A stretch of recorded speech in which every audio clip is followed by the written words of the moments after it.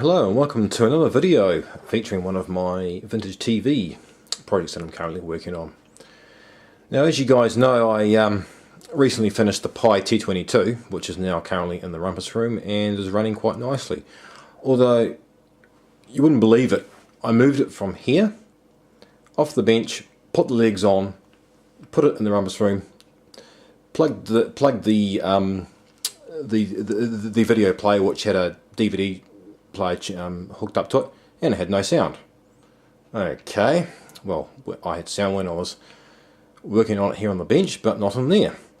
So after a lot of poking around, I discovered that the sound IF valve had decided to fall over. It was a 6CW6. So I went out and fossicked around in my valve collection and managed to find another one and put that in, and still had no sound. It's like, okay, so I went out and got another one and put that in. I still had no sound. I'm thinking, what on earth is going on here? And would you believe it? The actual sound from the DVD player had ironically decided to stop working just at that exact same time. How I confirmed this is I had a tape in the VCR that the TV was tuned into. I pressed play on the tape and hello, I had sound that bursting forth from the speaker. So would you believe it, eh? It's like, how ironic. And I just power cycled the DVD player and the sound came back. So yeah, really weird how it's like had a problem with the sound.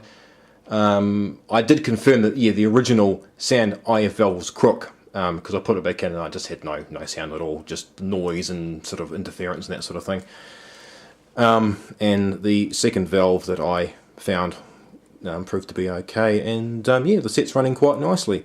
Apart from the tube being down in emission, it's really only probably suitable to watch in a darkened room, but that's okay because I do most of my watching in the evenings anyway, and so I don't really watch much TV during the day because I'm at work, so that suits me fine. And yeah, I'll just basically see how it goes anyway, and just yeah, just enjoy watching it. And yeah, it's good to finally have fixed it and out and sort of finally nailed all those problems, and yeah, no, it's going quite well, so I'm quite happy with it.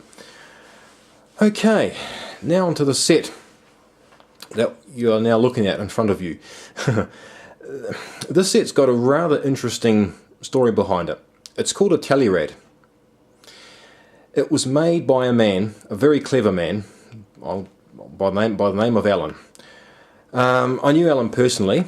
I met him when I was about 15 or 16 when I first joined the vintage radio club here in Wellington, and he sort of took me under his wing, and sort of, you know, I was 15 back then, and I was sort of just getting into collecting radios and bits and pieces, and sort of just starting to sort of really sort of start getting into this sort of thing quite heavily. And you know, he was good to me. You know, he gave me a lot of technical information and taught me a few things, and you know, we used to have a lot of late night phone conversations. You could talk for hours and hours and hours. And this fascinating stories he told me about his time in the war, and he spent time in England and other places as well. And I think he went to the States as well in the 50s or in the 40s, not too sure actually. It was a long time ago when he told me all these things. And he used to tell me about all his radio manufacturing days, and including this TV as well. He made radios pre and post-war, and one thing Alan was fanatical about was sound. He loved audio, he loved hi-fi, and all his radios had the best designed output stage, and I have a couple of them, and the sound that they give is absolutely fantastic. You know, and again, this TV too, again, no exception. He made certain that he used a great big 12-inch dual cone speaker for the audio, which I'll show you a bit later on.